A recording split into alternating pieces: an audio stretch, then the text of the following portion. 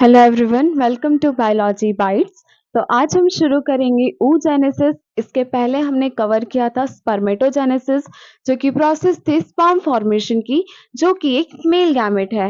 आज हम पढ़ेंगे कि एक जो फीमेल गैमेट है ओवम, वो कैसे बनता है। ठीक है, तो जो प्रोसेस होती है, process of formation of female gamete, that is ovum, is called oogenesis।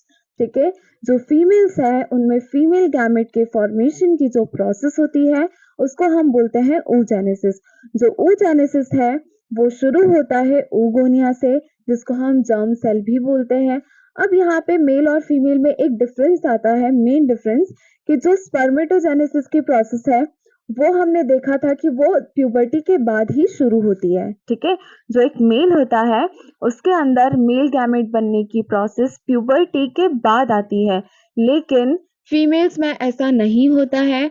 Females में जो फीमेल गैमेट बनने की प्रोसेस है वो उसकी फीटल लाइफ से ही शुरू हो जाती है। ठीक है, फीटल लाइफ दैट मीन्स कि जब एक फीमेल का बर्थ नहीं हुआ है, वो अभी अपने मदर की वॉर्म के अंदर है, तब से ही उसके अंदर जो फीमेल गैमेट बनने की प्रोसेस है वो शुरू हो चुकी है।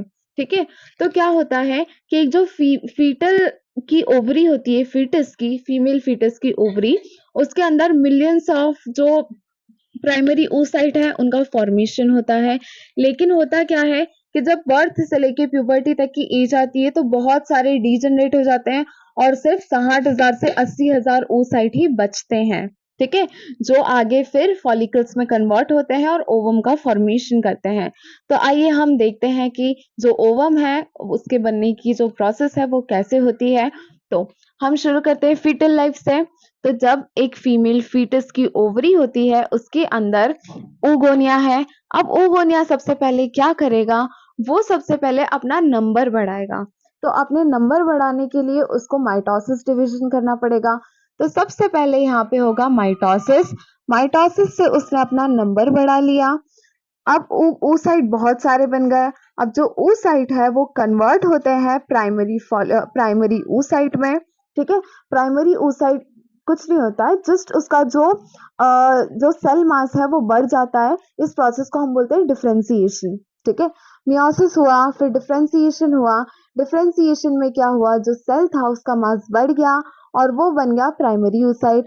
ठीक है, अब प्राइमरी oocyte यहाँ तक तो हो गई हमारी फीटल लाइफ की। अब ये जो प्राइमरी oocyte है ये मियोसिस 1 भी शुरू कर देता है फीटल लाइफ में ही, लेकिन ये अपना मियोसिस कंप्लीट नहीं कर पाता है। ठीक है, जो इसका ये जो मियोसिस की जो प्रोसेस है ये प्रोफेज 1 पे आके ही सस्पेंड हो जाती है, रुक जाती है। ठीक है, फिर अब ये जो है ना ये यहाँ पे रुक गई। फीमेल का बर्थ हो गया, बर्थ के बाद कोई भी जो प्रोसेस है वो शुरू नहीं होगी। जो जहां तक हुआ था प्रोफेज 1 तक था वो वहीं पे सस्पेंड हो गया। अब क्या होगा, अब यहाँ पे बर्थ हो गया फीमेल का, उसकी चाइल्डहुड स्टेज आ गई, देन प्यूबर्टी आ गई। तो ये जो बर्थ से लेके प्यूबर्टी तक की एज है, यहाँ पे क्या होगा, यहाँ तक ये जो प्रोफेज 1 में ये जो मियोसिस हो रहा था ये सस्पेंडेड रहेगा। जैसे ही फीमेल अपनी प्यूबर्टी एज में गई तो वो ये जो रुका हुआ था ना, ये जो सस्पेंडेड था, अब ये वापस से प्रोसेस रीस्टार्ट हो जाएगी। ठीक है, अब ये वापस से अपना जो मियोसिस है वो कंप्लीट करेगा। तो जब ये अपना मियोसिस कंप्लीट करता है तो ये दो अनइक्वल डिवीजन करता है। ठीक है, हमको पता है मियोसिस में रिडक्शनल डिवीजन होता है जिसमें क्रोमोसोम नंबर हाफ हो जाते हैं। तो यहाँ पे जो प्राइमरी oocyte था इसके पास 46 क्रोमोसोम थे, लेकिन अब जो अनइक्वल डिवीजन हुआ है तो उसमें 23 डिवाइड हो जाएंगे। तो यहाँ पे अनइक्वल डिवीजन इसलिए होता है क्योंकि यहाँ पे एक स्मॉल पोलर बॉडी बनती है और एक लार्ज सेकेंडरी oocyte बनता है। ठीक है, पोलर बॉडी, सेकेंडरी oocyte, यहाँ पे इक्वल डिवीजन नहीं होता है क्योंकि हमको सिर्फ एक ही ओवम की जरूरत पड़ती है, ज्यादा ओवम नहीं चाहिए। ठीक है, और जैसे ही डिवीजन होगा तो जो उसका साइटोप्लाज्म है, न्यूट्रिएंट्स है, वो भी डिवाइड हो जाएंगे। तो यहाँ पे पोलर बॉडी छोटी इसीलिए बनती है जस्ट बिकॉज कि वो अपना रिडक्शनल डिवीजन जो है वो कंप्लीट कर सके। ठीक है, तो यहाँ पे सिर्फ क्रोमोसोम्स प्रेजेंट होते हैं, 23 है, बाकी इसका जो साइटोप्लाज्म है वो सारा सेकेंडरी oocyte में ट्रांसफर हो जाता है। ठीक है, यहाँ पे हो गया इसका मियोसिस 1। अब इसकी जो रिप्रोडक्टिव लाइफ है, जब ये रिप्रोडक्शन कर सकती है तो उस एज में क्या होगा, अब जो सेकेंडरी oocyte है वो फिर मियोसिस 2 करेगा, अपना मियोसिस कंप्लीट करेगा और मियोसिस 2 ये एक ही कंडीशन पे कंप्लीट करता है जब इसको स्पर्म मिलता है, ये स्पर्म के कांटेक्ट में आता है, ठीक है?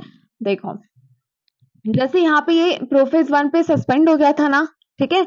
जब तक प्यूबर्टी एज नहीं आई, तो यहाँ पे भी क्या होता है, ये मेटाफेज पे मेटाफेज, जबकि यहाँ पे डिप्लोटीन स्टेज आती है, डिप्लोटीन बनता है, ठीक है? यहाँ पे ये आके सस्पेंड हो जाता है, रुक जाती है प्रोसेस, ठीक है? फिर क्या होगा, जब तक इसको अपना जो स्पर्म है वो नहीं मिलेगा, तब तक ये ओवम का फॉर्मेशन नहीं करेगा।